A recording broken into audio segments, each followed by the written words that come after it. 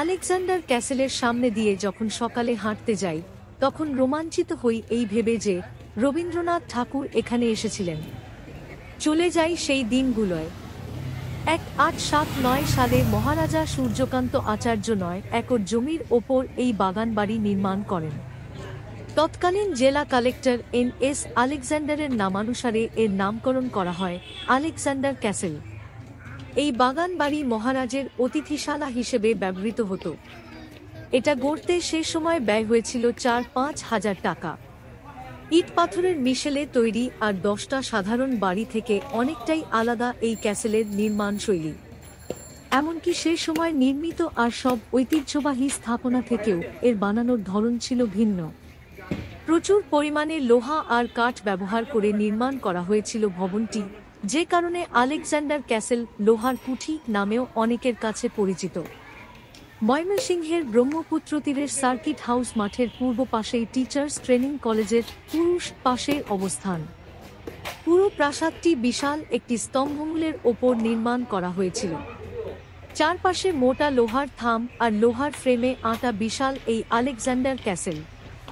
1948 সালে এই বাগানবাড়িকে ঘিরে টিচার্স ট্রেনিং কলেজ প্রতিষ্ঠিত হয়। বর্তমানে আলেকজান্ডার ক্যাসেলের নিচতলা টিচার্স ট্রেনিং কলেজের গ্রন্থাগার হিসেবে ব্যবহার করা হচ্ছে।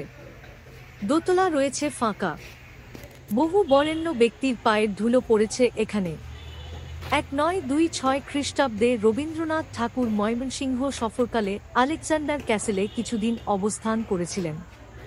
এছাড়া আরও অনেক বরেণ্য মানুষই এই ক্যাসেলে রাত কাটিয়েছেন, যেমন Mahatma Gandhi, Lord Curzon, Shawkat Ali, Deshbandhu Chittaranjan Das, Wazed Ali Khan Panni, sir Salimullah.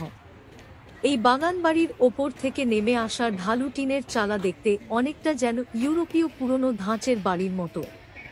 বহু ধাপের সিঁড়ি পেরিয়ে তবেই প্রবেশপথের দেখা মেলে। নিচতলায় মোট ঘর রয়েছে 4টি। একতলা আর দোতলার মাঝের অংশটাও চমৎকারভাবে কাঠের খড়খড়ি দিয়ে মোড়ানো।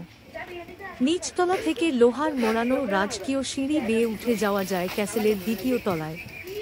সেখানে রয়েছে উঁচু ছাদওয়ালা 7টি শোবার ঘর। ঘরগুলোর সামনে থাকা প্যাসেজ যেখানে যুক্ত হয়েছে, সেখানে রয়েছে টিনের ছাদ দেওয়া বারান্দা আর তারপর ঝুল বারান্দা।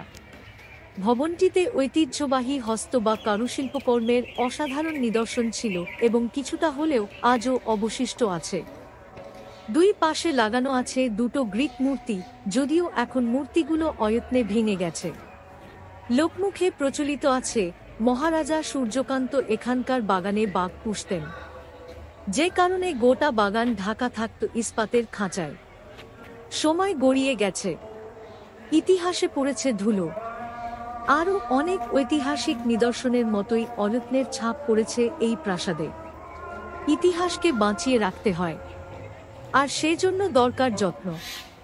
সে যত্নে রয়েছে অবহেলা।